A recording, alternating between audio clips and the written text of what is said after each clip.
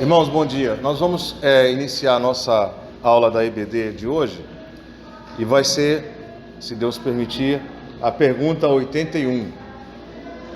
Eu vou expressar aqui a pergunta, qual é? Todos os crentes verdadeiros têm sempre a certeza de que agora vivem no estado de graça e de que serão salvos? Vou repetir. Todos os crentes verdadeiros têm sempre a certeza de que agora vivem no estado de graça e de que serão salvos? Essa é a pergunta. Vamos orar, irmãos, antes de iniciar. Senhor Deus, obrigado, Pai, pelo dia, pela comunhão. Obrigado pelo sol gostoso. Obrigado pelo vigor que temos, Pai. Nos ajuda a aprender da Tua palavra e que possamos ser edificados por ela. Que Teu Santo Espírito possa conduzir a nossa aula, a nossa compreensão, o nosso estudo aqui sobre a Tua palavra. Nós te oramos, Senhor, em nome de Cristo Jesus. Amém. Amém.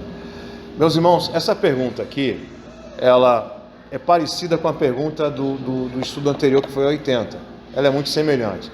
E de uma certa forma, ela já foi até respondida lá atrás. Na pergunta 80, já discutimos sobre isso, ela já foi praticamente respondida. Então a aula hoje vai ser bem rápida. Penso eu que vai ser bem rápida. Mas, de qualquer forma, são perguntas diferentes, apesar de já ter sido tratado na anterior.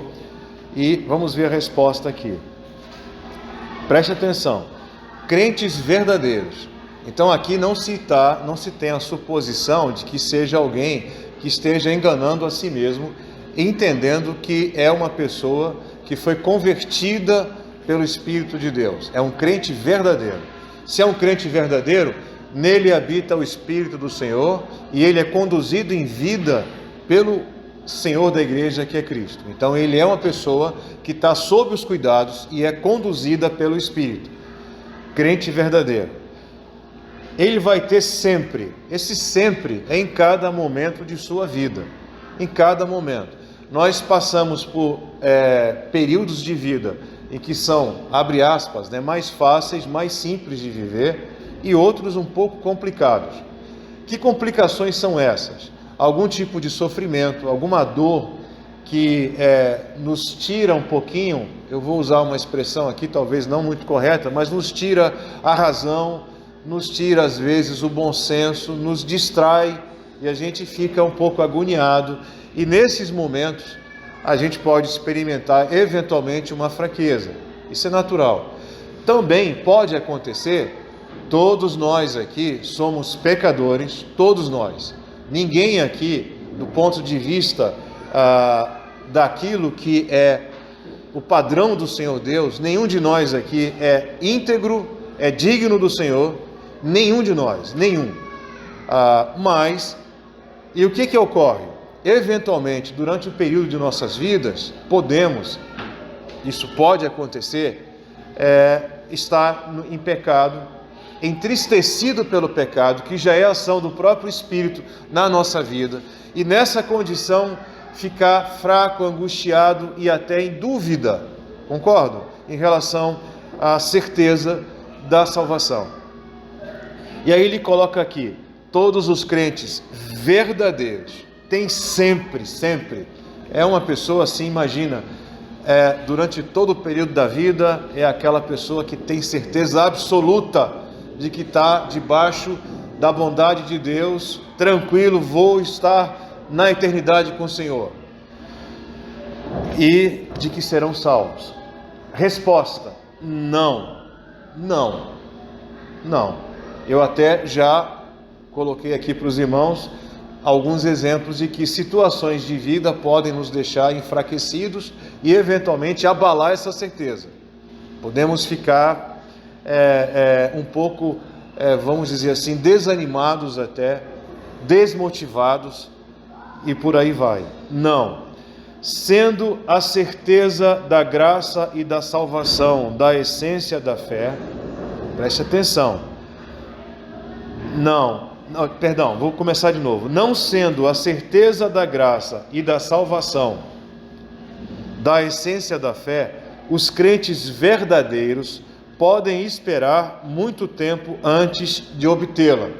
Então ele coloca uma situação aqui interessante, a resposta. Pessoas em que foram convertidas pelo Deus vivo, que o Espírito do Senhor passou a habitar nelas, que começam a sua vida sendo conduzidas por Ele, e que buscam o referencial que é Cristo, mas ainda assim elas não têm convicção, uma certeza, uma paz em relação à sua salvação. Entenderam? Elas ainda não têm. E podem esperar muito tempo antes de obtê-la. Pode passar um certo tempo até ela ter essa certeza. Ok? E mesmo depois, continuação da pergunta, e mesmo depois de a desfrutarem, ou seja, já terem a certeza absoluta de que estão no estado de graça e de que serão salvos pelo Deus vivo, podem enfraquecê-la e interrompê-la por múltiplas perturbações. É a nossa vida. À medida que nós vivemos, situações várias podem nos levar a essa condição. Aí ele coloca pecados.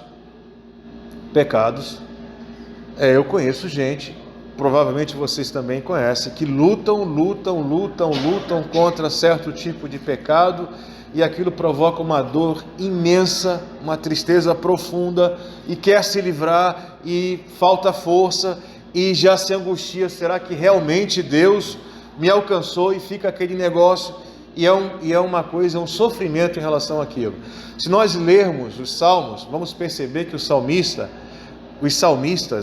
não foi só Davi, muitos deles experimentaram sofrimento pelo pecado. E é interessante, isso aqui já é uma ilação minha. O sofrimento pelo pecado, o se entristecer pelo pecado e até duvidar de que Deus o salvou, de repente é a própria ação do Espírito na vida dele, porque ele tem consciência de que aquilo é terrível, que desagrada a Deus, e aquilo machuca ele. De outra forma, alguém que peca, eu estou salvo, tranquilo, não se abala com isso aí, e aparentemente, do ponto de vista, se você olhar assim, aparentemente tem aquela certeza, eu estou salvo, eu pequei, mas eu estou salvo. É meio estranho isso, eu acho isso muito estranho. Parece que não há sofrimento, não há angústia em função do pecado. Não entendendo o que eu estou colocando para vocês. Talvez essa certeza seja falsa, seja só uma coisa meio psicológica, mas não o mover, o agir de Deus na vida dessa pessoa. Aí vem pecados, tentações e deserções. Ele fala até em deserção, em um momento em que a pessoa se afasta, vai para longe. Contudo, jamais são deixados sem a presença e o amparo do Espírito de Deus, que os livra de caírem em desespero absoluto. Porque a palavra desespero, ela explica muito isso. Se de fato eu conheço o Deus vivo, se de fato Ele alcançou a minha vida, na medida em que eu vou pecar, isso vai me trazer uma profunda dor. Se não trouxer, tem alguma coisa errada aí. Tem alguma coisa que não está muito legal, ok? Ok, então a pergunta está respondida. Agora vamos para o mais importante, que são os versículos bíblicos. Eu esqueci de colocar, mas vamos lá. Efésios 1:13. Eu peço que alguém já procure. Barreto, Efésios 1:13. Só esse versículo aqui, por enquanto. Efésios 1:13.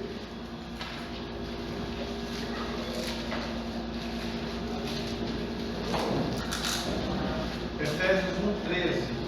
Em quem também vós, depois que ouvistes a palavra da verdade, o evangelho da vossa salvação, tendo nele também crido, fostes selados com o Santo Espírito da promessa.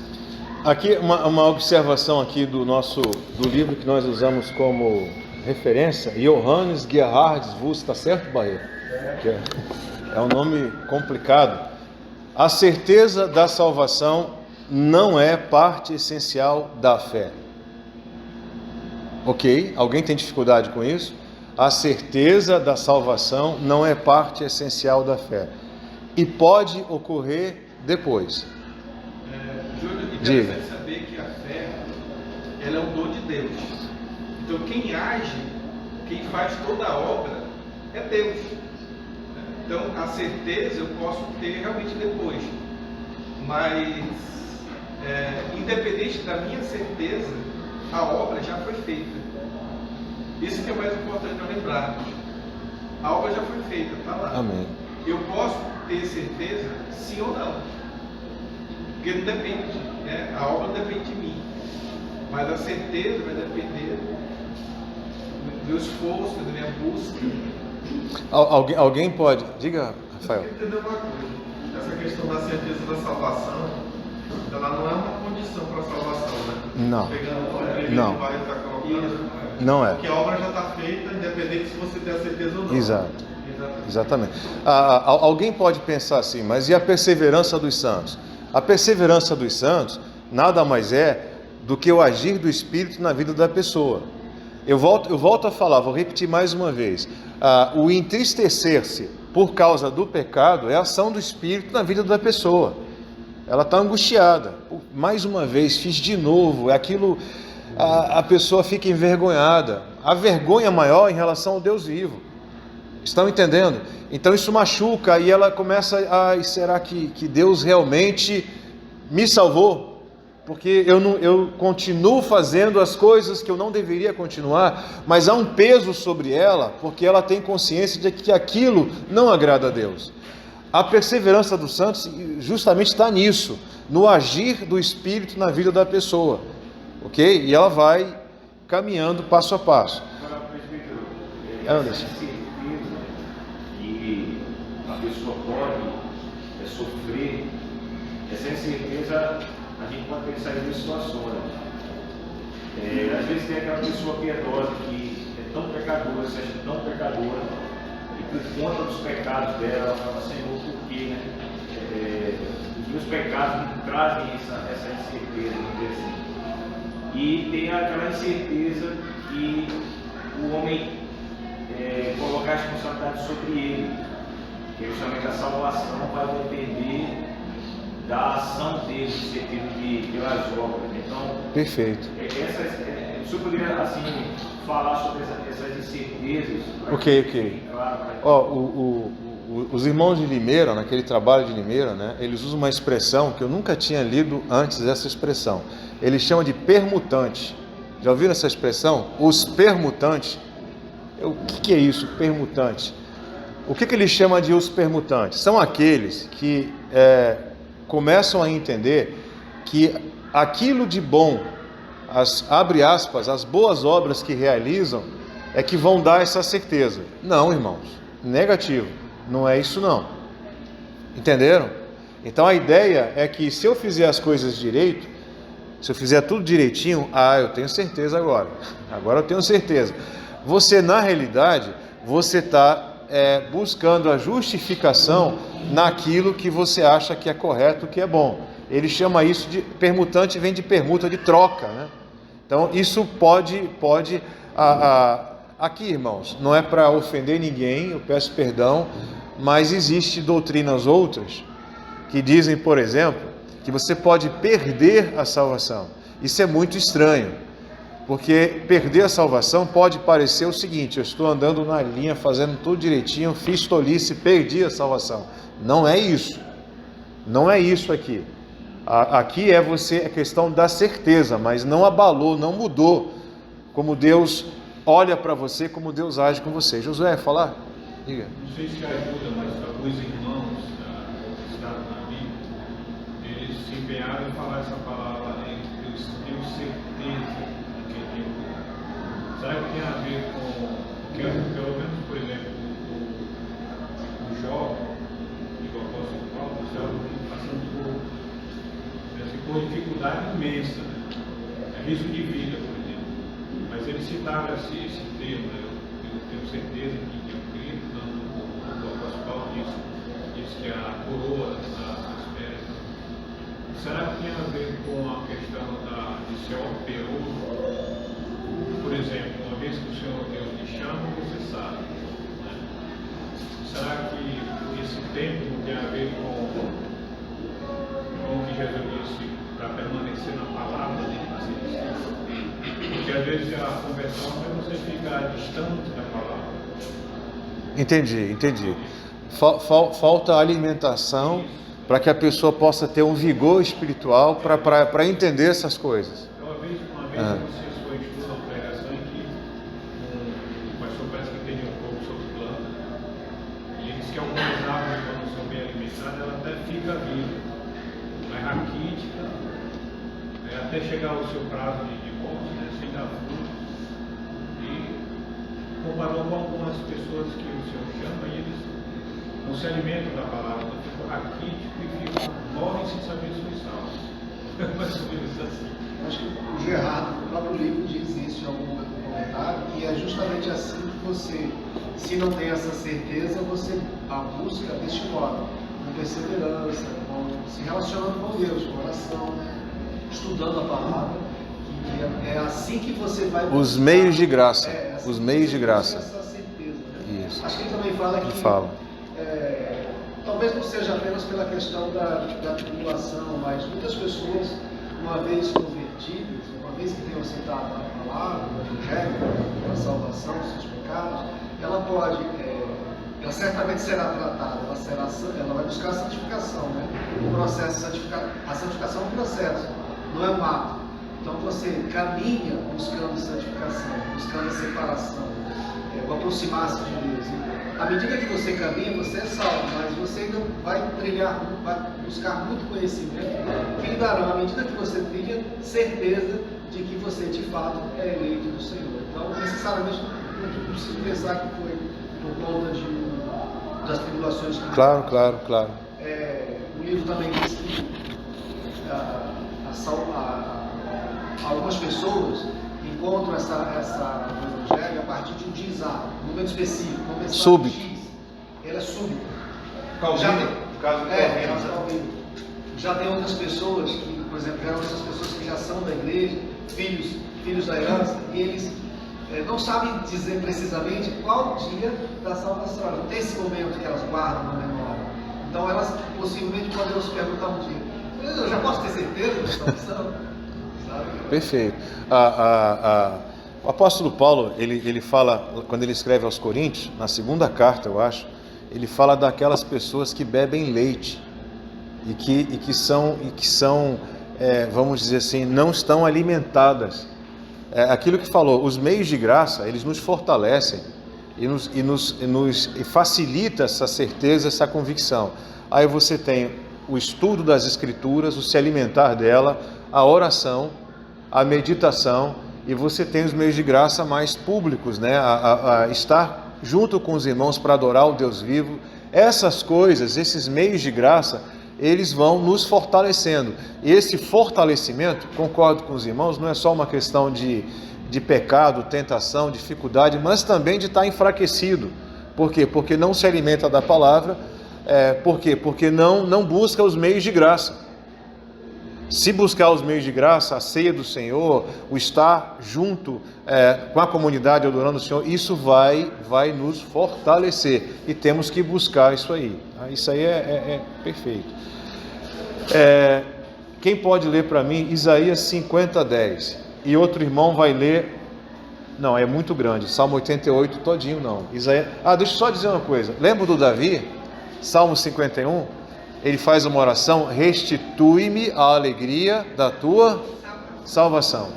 O Davi, talvez, eu estou aqui fazendo aqui uma opinião, mas talvez o que falta a esses irmãos que no momento não têm essa certeza, talvez a alegria da salvação. Falta-lhes a alegria da salvação. Isaías 50:10.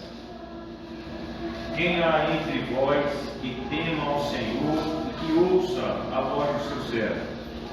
Aquele que andou em trevas sem nenhuma luz, confie em o nome do Senhor e se firme sobre o seu Deus. Amém. O Gerhard diz aqui: os crentes verdadeiros podem ter de esperar longamente até alcançarem a plena certeza da salvação. É óbvio, viu? Tu falou bem aqui, que existem aquelas situações da conversão súbita, que é o caso de Calvino, quebrou de uma vez. Existe isso. E no momento que isso acontece, e de imediato, aquela convicção, aquela certeza, aquilo ali invade a pessoa e daí para frente. O caso de Lutero já foi uma coisa mais lenta. Lembram que Lutero começou a buscar, começou a fazer coisas, ele tentava ser perfeito, porque ele estava agoniado, porque ele não tinha convicção, certeza de que estaria com o Senhor na eternidade. E aquilo vai agoniando ele, mas olha só o que acontece. Ele começa a se alimentar da palavra. E aí o Espírito usa a palavra e Lutero entende, e é todo um processo, ao contrário de Calvino, que foi de uma vez, né? Foi de uma vez. Vamos lá, Salmo 31, 22. Salmo 31, 22 e um outro irmão, Levi, Salmo 22, 1. Salmo 31, 22, Salmo 22, 1. Eu disse na minha pressa, estou excluído da tua presença, não obstante, ouviste a minha súplice voz, quando chamei, clamei, porque eu sou puro. Ele tem aquela ideia de estar excluído. Imagine a dor, né? Estar excluído. É terrível isso. Levi, Salmo 22. Deus meu, por que me desamparaste? Porque se acham longe de minha salvação as palavras de meu bramido? O Salmo 22, que é relacionado também ao Messias. Mas aqui podemos entender também em relação aos homens. Por que me desamparaste? A ideia também de Deus ter esquecido. Mesmo depois de se haver provado da plena certeza da salvação, causas diversas podem podem nos deixar inseguros. Eu espero que isso seja um consolo para os irmãos. Tá? Vamos lá. A primeira, João 3,9. Alguém lê, por favor. 1 João 3,9. Todo aquele que é nascido de Deus não vive na prática do pecado, pois o que permanece nele é a divina semente. Ora, esse não pode viver pecando, porque é nascido de Deus. O Espírito vai agir sobre ele e ele vai buscar fazer aquilo que agrada a Deus. Tá? Ele não vai, vamos dizer assim, eu vou usar uma expressão estranha, mas ele não vai entrar de cabeça no pecado e sai, eu estou bem, já estou, entenderam? Eu vi uma vez alguém numa situação de disciplina numa igreja congregacional e eu fiquei meio abalado com aquilo. Ele disse: já pequei, Deus já perdoou, acabou, por que eu tenho que estar aqui? Entenderam? Eu falei, no lugar dele eu estaria morrendo de vergonha, triste que só, refém da disciplina, do amor, do cuidado, do juízo dos meus irmãos, mas ele não, acabou, Deus já me perdoou, por que vocês vão criar problema comigo? Vejam a ideia, viu? Achei interessante a observação de João, né? Pois o que permanece nele é a divina semente, olha, esse não pode viver pecando. Ele não está dizendo não pode pecar, não tem como, porque nós vamos pecar. Vamos pecar. Ele fala em algo que é habitual, insistente, não pode viver pecando. Ele diz que não pecará, cessa, né? Esse não deve pecar.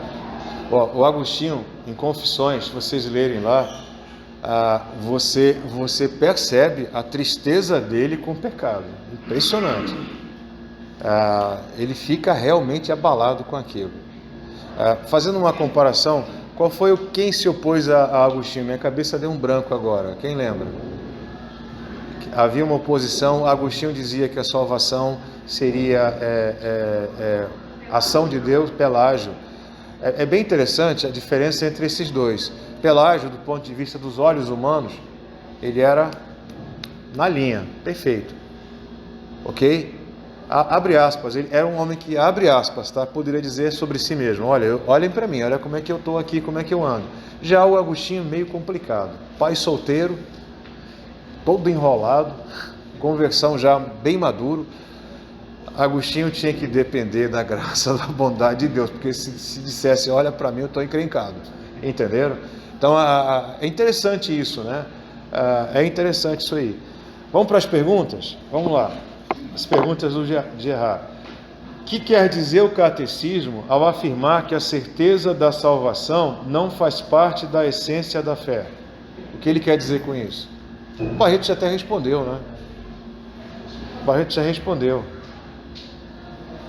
A fé salvadora vem de Cristo, em Cristo, e essa fé age sobre a pessoa, e ele pode ter uma fé autêntica, verdadeiramente salvo, e ainda não tem essa convicção. O Barreto já respondeu lá. Segundo, todos os crentes recebem a graça da certeza da salvação tão logo creem em Cristo como Salvador? Não necessariamente. Pode ser que sim, pode ser que não. Depende muito do processo. Eu sei de muitas histórias, por uma questão circunstancial, de gente que a conversão foi, claro, a ação do Espírito e a alimentação via palavra. Só isso. Estão entendendo? Só isso, sem a interferência de nenhuma comunidade, igreja, sem interferência de ninguém, alguém debruçado no livro. A gente até comentou ontem do livro do Boanerges Ribeiro, o Sundar Singh, né? O famoso Sadhu, que lá na língua deles quer dizer mestre, o Sundar Singh, que com o Novo Testamento na mão começou a ler e Deus agiu sobre a vida daquele homem. Tá? Isso foi um processo. Diga. O catecismo ele traz a referência de 2 Pedro 1, versículo 10.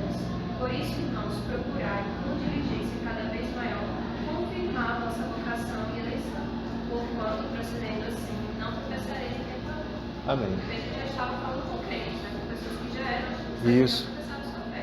Mas ele resolve, confirmem a vossa vocação. Exato. Aí a gente lembram os meios de graça. Porque nós não, muitas vezes, fazendo aqui uma crítica, né, antes, quando se falava que alguém era crente, já se tinha certeza que era alguém que conhecia as Escrituras, a Bíblia, conhecia muito. Hoje não sei. Hoje não sei se a coisa está por aí. Tem pessoas que congregam em igrejas e que só leem a Bíblia de vez em quando. Entenderam? Não se alimentam da palavra que vai fortalecê-las. Vamos lá. Terceira pergunta. É possível a todo crente alcançar a plena certeza da sua salvação? Sim, é possível. Claro que é possível. 4. É possível perder a segurança da salvação? A segurança da salvação, não é a salvação. Depois de havê-la alcançado? Sim. Aí ele usa a expressão enfraquecer, interromper, variedade de causas. A gente já viu aqui a questão da pessoa estar enfraquecida porque ela não se alimenta das Escrituras, da palavra, pecados, tentações, dificuldades em vida, etc, etc. Tá? Quinta pergunta. É possível um crente verdadeiro perder definitivamente a consciência da presença e do favor de Deus? Nunca, nunca. Ele jamais vai nos abandonar, nunca. Essa certeza, dá um alívio enorme para mim, acho que para os irmãos também. Saber que toda vez que eu digo isso, eu falo envergonhado. Saber que eu vou pecar daqui até o final da minha vida, eu vou continuar pecando. Só Deus sabe as tolices que eu ainda vou fazer. E o Senhor me perdoará. Me perdoará ainda assim. Na minha indignidade, eu serei recebido por Ele. Que coisa, né? É de deixar a gente envergonhado. Muito envergonhado.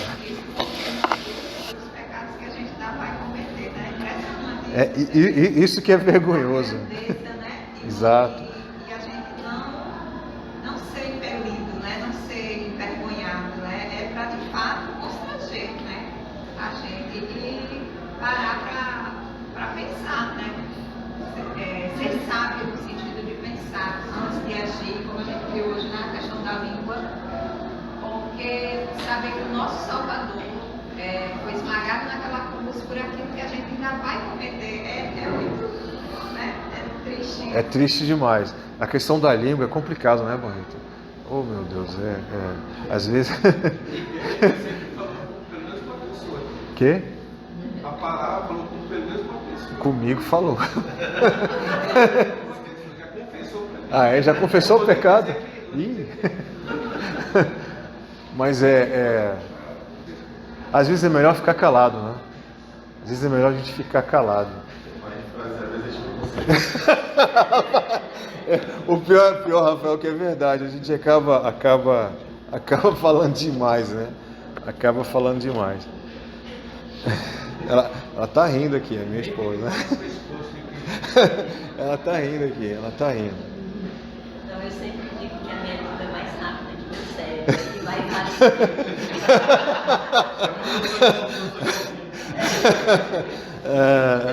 Ela não tem filtro, tá, meus irmãos? A minha esposa não tem filtro. Perdoem ela, já comece a perdoar ela. Já perdoou, né? 33 anos de casado sofrendo bullying. Sofrendo bullying. Quando eu viajo sozinho com ela, eu sofro demais. O Barreto sabe. Eu falo pro meu irmão, e a Preta sabe também, né, Preta? Não, aí quando eu viajo com a Preta também, eu já sofro bullying das duas, né? Aí já... Vamos lá. De que maneira devemos procurar conservar uma forte e lúcida certeza da nossa salvação? Os meios de graça. Estudar, ler a palavra, meditar na palavra, os meios de graça privados, né? E os públicos. Ir à igreja, adorar ao Senhor, participar da ceia, estar com os irmãos, tudo isso é meio de graça.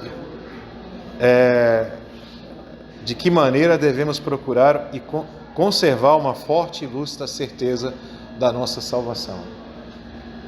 É por isso que em Hebreus lá, que nós não devemos deixar de congregar-nos como é o costume de alguns, vamos enfraquecer. Essa ideia de desigrejado é uma fria, com todo respeito àqueles que pensam desse jeito, eu não acho uma boa ideia não. Nós precisamos uns dos outros para que um possa, no sentido de repreender, exortar, cuidar, e aí vai. Isso mesmo. Eu lembro que lá em Aracaju a gente orava na igreja pelos irmãos que haviam se afastado, se distanciado do convívio, né? Pelos filhos, por exemplo, dos crentes, que à medida que vão crescendo, pode acontecer de eles deixarem de congregar, de conviver. E essa lição de hoje me faz lembrar que muitos deles, sendo eleitos do Senhor, certamente retornarão à casa do Pai.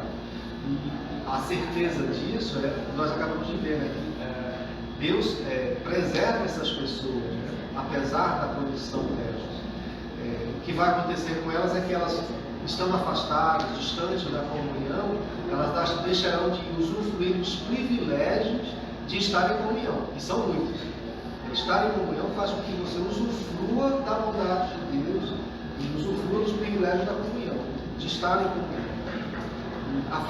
Distante da igreja, alguém pode dizer, é o eleito do Senhor, em algum momento ele retornará, mas certamente vai passar por alguns maus bocados. Não deixará de usufruir da proteção do Senhor, porque eleito, não acontecerá dele morrer sem de fato dizer, sou o meu Senhor, mas distante ele passará por maus bocados. Com certeza. A última pergunta, meia hora só, por isso que eu falei que seria rápido, né? Última pergunta. Devemos nos sentir desanimados por não termos certeza, por não termos essa plena certeza, logo que cremos em Cristo. Ele está falando de uma coisa imediata.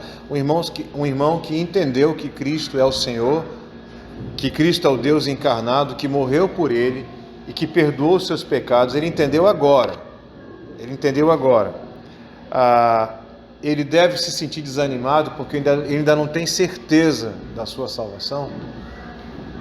Não. Porque à medida que ele vai entrar num processo agora de conhecer a palavra, de aprender muitas coisas, o Espírito vai fortalecê-lo e aí ele vai ter essa convicção. Ele diz aqui na resposta: devemos exercitar paciência cristã e esperarmos que Deus nola conceda no tempo apropriado, no tempo de Deus. Então a lição de hoje é bem pequena, né? Mas bem pequena mesmo, para a gente ter essa convicção da bondade do Senhor. Ok, irmãos?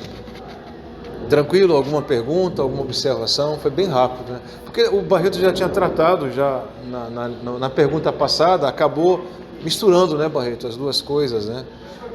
Foi bom, né?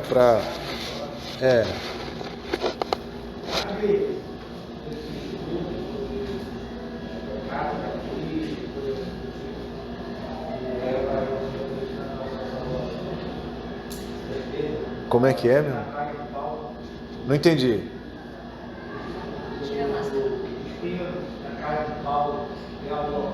O espinho na carne. O espinho na carne, ninguém tem muita certeza do que realmente era. Provavelmente alguma doença que afligia algum tipo de dor a Paulo. Eu não sei se seria... Paulo, isso é uma impressão minha, apesar de todas as dificuldades, ele conta o que ele passou, né? Fome, nudez, foi açoitado, tal. Apesar de tudo isso, Paulo tinha uma convicção muito forte em relação a certeza de que ele pertencia ao Deus. Eu acho que isso talvez, eu vou usar aqui uma coisa meio complicada, mas Paulo não era masoquista, mas talvez isso até fortalecesse Paulo, como ele diz lá na frente, o poder se aperfeiçoa na fraqueza. Talvez fosse alguma doença que infligisse uma dor nele. É interessante que ele disse que orou 3 vezes, né, para que o Senhor retirasse, o Senhor não retirou. Deus não retirou. Para que ele não ficasse ensoberbecido com a grandeza das revelações que Deus deu a ele. Ou seja, havia essa possibilidade. E aí ele fica fragilizado fisicamente, provavelmente fisicamente, talvez com alguma dor bem complicada, para que aquilo de uma forma estranha aos olhos dos homens pudesse fortalecê-lo. O Spurgeon diz que a saúde é a segunda melhor coisa que Deus nos deu. Só perde para a doença. Porque é na doença que nós buscamos a Deus da maneira como Ele verdadeiramente gosta. A gente se torna totalmente dependente dele. Eu vou confessar uma coisa aos irmãos me perdoem, mas tem um hino que eu não canto ele, eu tenho dificuldade. Tem um hino que diz assim, mais perto quero estar, ainda que seja na dor, eu fico caladinho ali na hora.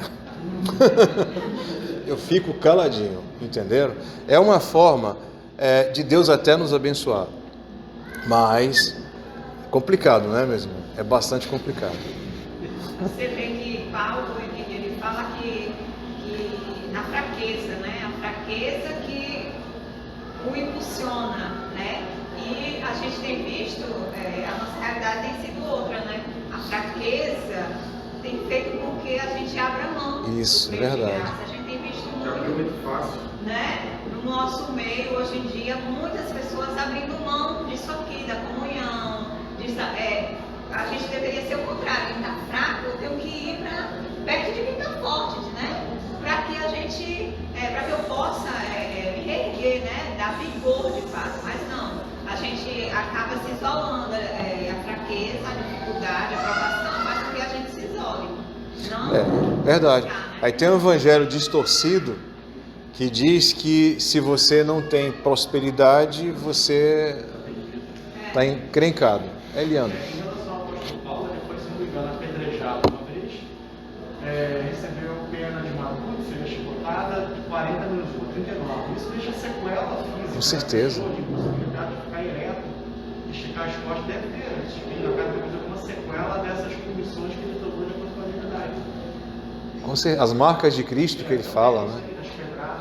Isso. O pessoal jogava na pedra para matar mesmo, para machucar não. Jogava para arrebentar. Que coisa. Deve ter um monte de espinho na carne. Eliandro, deixa o Eliandro falar ali, depois você. Eu achei interessante uma observação, acho que foi do Fernando, que a igreja, às vezes, recebe uma pessoa mais madura, assim, aí ele já faz essa leitura, uma pessoa de uma certa idade já faz uma leitura e o cara já tem maturidade na fé. Quando não, se ele é um novo convertido, ele ainda vai estar naquela situação que vai ver do leite. Aí você olha como culturalmente a gente cai nesse erro, nesse engano. E às vezes vê um irmão assim, mais idade, no entanto, dentro da palavra, dentro da qualidade dele, ainda tem muito para crescer. E às vezes a gente pode cair nesses enganos de fazer a leitura da pessoa e não da maturidade espiritual que há nele. Entendi. Pensando quanto que a gente se engana só ao olhar. Sou mais prudente que os idosos, porque eu medito na tua palavra. Quando ele fala aos idosos, ele não está falando aqueles idosos. Eu vi uma expressão meio dura, talvez até um pouco chula, mas até os pilantras envelhecem, né? Então, o fato de ter cabelo branco, agora sim, coroa de honra são as cãs quando se acham no caminho da justiça. Agora, quando está no outro caminho, Barreto. Só para dizer que o Paulo também vivia essa angústia, quando ele disse assim, que o bem que ele quer fazer, esse ele faz, mas o mal que ele não quer fazer, isso ele faz. Então ele via também essas angústias, essas tormentas, né, que nós também vivemos. Ok, irmãos? Encerramos? Então vamos encerrar com uma oração para que a gente possa já